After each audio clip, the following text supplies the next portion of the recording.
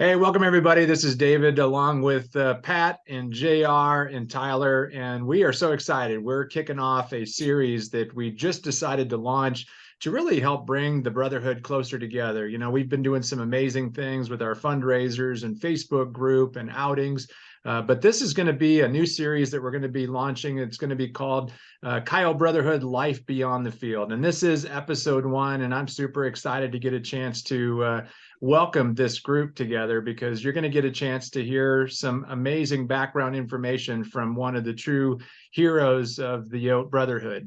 Most of you already know who Tyler Starr is. I know I've had some pleasure watching him when I was taking my son Bo, who's a freshman now at USD, to the game, and I would point out Tyler's number because this guy has a motor on him and he just never stops. I mean, he'd be chasing guys down from the opposite side of the field. We did actually a halftime feature. Many of you are aware of our Coyote Brotherhood halftime features, and he tells a little bit more about his journey to the NFL and experience. And we did that a couple years ago. So if you haven't got a chance to listen to that, that'll give you a little bit more detail. But today we are going to throw some questions at him and get some feedback from him because he's got some amazing life experiences beyond football. And I know we're all very proud of what he's accomplished on the field, but what he's accomplishing off the field is taking it to that next level. So JR, I'll let you kick things off. Oh, terrific. Thanks for that intro, Dave. And certainly, Tyler, thanks for you being number one in terms of the episode here. So that's great. But Tyler, why don't you share with us just a quick recap of your background, where you're from, your experience playing for the Yotes, and just some of your best memories with your Coyote brothers. Yeah, first off, guys, thanks for having me. It's an honor. The Coyote Brotherhood has definitely been a special group to me, especially as of recent times. But we'll bring it back to small town kid from Little Rock, Iowa. Didn't have a lot to do, so football, sports, and the weight room is where I lived. That kind of led me to getting the opportunity to play for the University of South Dakota. We used to come here for football camp in the summer. Central Line George Little Rock Lions, shout out to my boys, undefeated. But they came to the USD football camps my junior and senior year, and while Meyer Court was still coaching there. And I remember just, I was playing safety at this point. I think I was like 6'4", 215 pounds or something, just this gangly guy out there coming down and, putting some hits on people. And I think Meyer Court came up to his office and he's like, we're going to offer you a full ride for next year. This is, as a junior, this is, first time ever getting an offer for a scholarship. So I was, super excited and couldn't wait for the opportunity, fast forward to my senior year, I didn't take school as serious as I thought I should have. And kind of found myself in a predicament where I had to take some summer classes just to even get into university. But, I buckled up and made it happen. And as a freshman came in here, and I think my first day here, we weighed in, I was 6'4", 214 pounds, I think. And then after that spring season, I think I weighed 6'4", 257. So I yoked up there. I put some real big weight on me. And we were running the 4-3 defense there. And Coach Jake Sprague, he was my defensive line coach, and he taught me a lot of technique stuff that got me where I am today, to help me get to the league. The whole experience at USD was incredible. It was filled with ups and downs.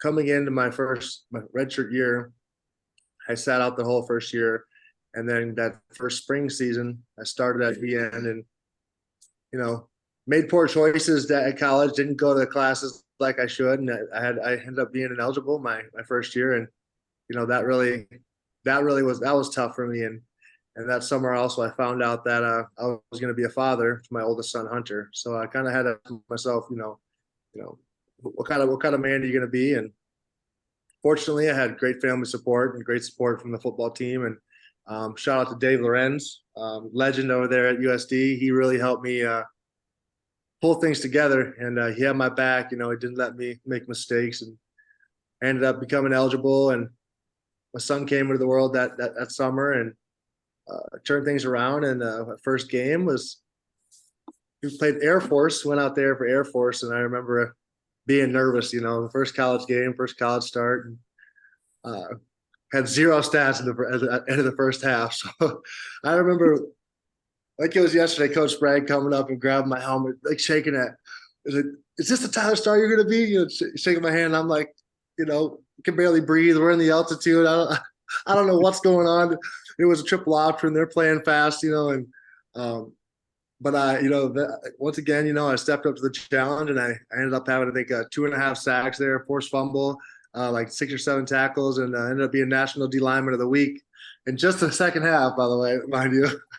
But yeah, it was a great way to kick off the year. And then another memorable moment was that next week we had Eastern Washington coming, the defending national champions, coming to the Dome there, and we ended up pulling off the upset there.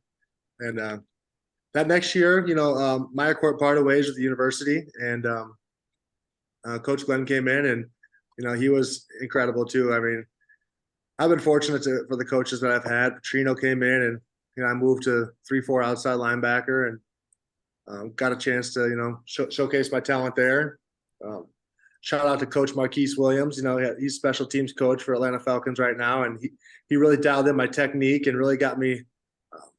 He really taught me how to take my game to the next level as far as studying film, breaking down film. Like I was able to kind of figure out the physical part of it, training. Shout out to Jeff Bowman, got me right in the weight room, and Coach Williams taught me how to break down film and gain an edge in there. I think is all you guys know. Like if you really want to make a difference, as far as your playing level is knowing what's coming next, probability. What formation is it? What runs are running out of this formation? What passes can they run out of this formation? You can kind of helps you play a lot faster.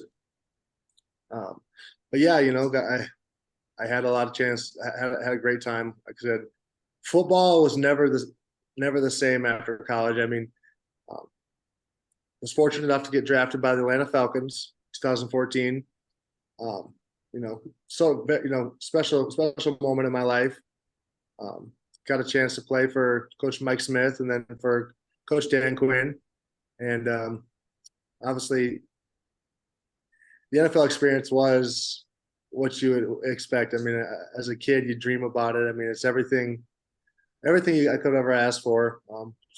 So allowed me to have opportunities financially and just personally in my life that I don't think I ever would have had. It's still to this day providing me with assistance in my life, and I'm just forever grateful. The one thing I'll say about football at the University of South Dakota is that college football is, I feel like at its purest there, in the high school, in the collegiate form. Once it becomes a business, it just becomes a different. Everyone's kind of their own entity.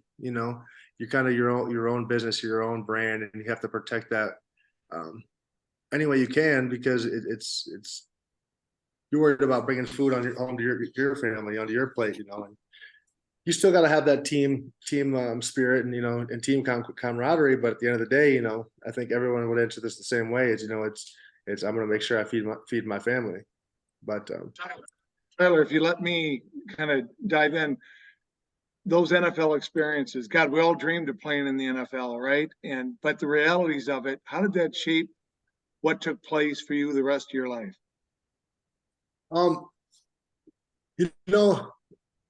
There's been a lot of pros to playing in the NFL. I've seen a lot what a hard work can do. I've seen what diligence and overcoming adversity can do. It's really helped create the man I am today. But at the same time, there's also, you almost live in this not natural realm, because the life of a football player, it's not something that many people in this world experience, and you're kind of put in this spotlight. You're put in this, it's easy to get entranced by your ego, and that can allow you to, like, all this tension's on me, the rules don't apply to me, I can kind of do what I want, and that doesn't, I mean, I'm not trying to look at it in a negative light, but it's just, you don't know you're in it until you're out of it, and then all of a sudden, now you're not in the NFL, not everyone's coming to you, giving you attention, or you're not, a star, the star in the room, and it's just, it can cause issues for sure. I don't know. This is a kind of transition. The transition out of the NFL is where, for me, was the hardest.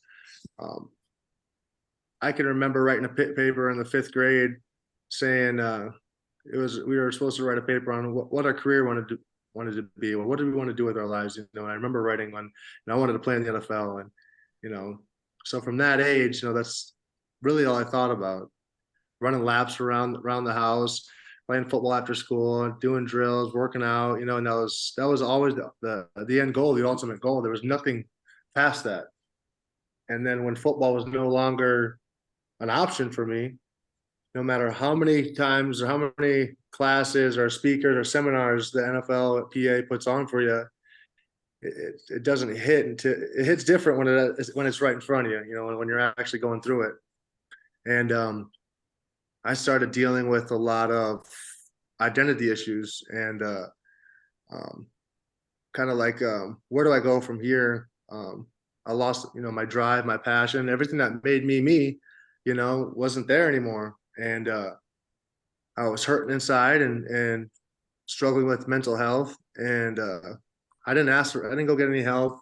I didn't seek help. I thought, that's not what men do. We don't go get help. We don't speak about our feelings. We don't go get medication if maybe, we're having some chemical imbalances and dealing with depression and anxiety. So I made the poor choice of self-medicating, with drugs and alcohol, and nothing good came up from it. I nearly lost my life. I mean, I did lose my wife.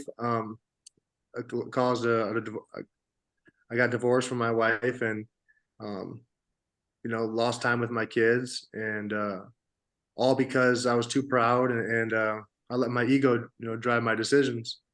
But I'm very grateful for my ex-wife, Megan Starr, and my oldest son's mother, Jessica Jacupke, because if it wasn't for them, I would have never had the strength or had the ability to go get help. So now I'm living a sober life, and it's my best life. And because Megan and Jessica are such kind people and forgiving people and compassionate, and want me to be in my kids' lives. We're working together on co-parenting, and life has never been better. Sobriety really has a superpower to it. I wish more young men and women, even adults, would give themselves a chance to live a sober life and in a sober mind, and really get this sense of clarity and selflessness, and then self-love that it has to offer. Yeah.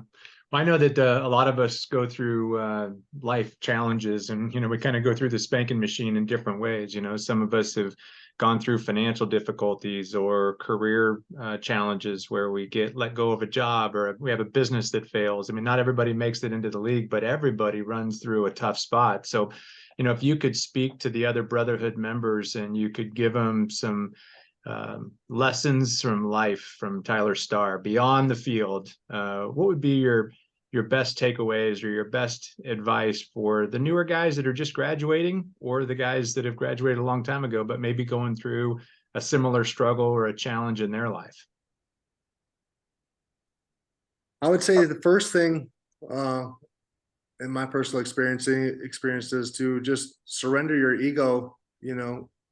I let my ego drive almost all of the decision making in my life, when which led to addiction, and led to kind of not having the vulnerability to seek help. Surrender your ego and kind of believe that you're a part of something bigger in this world, that you kind of just gotta keep those wheels turning, and in whatever way the wind blows your sails, it's going to be okay regardless.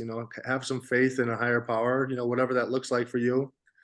And then self-love, man. Take care of yourself, get good sleep, good eating habits, diet, exercise, and then that you're not alone, and seek help. the stigma that it's that real men, strong men don't need to seek help that's a fugazi. I mean, it's the biggest lie right there, and that's the ego again right there speaking for you. You know, it's true strength for a man that can seek help and be vulnerable, and that's why, you know, I come here with not with shame, but with guilt and with knowledge to, you know, and vulnerability that, you know, people reach out, you know, reach out to me, reach out to a friend, reach out to the brotherhood, anybody, you know.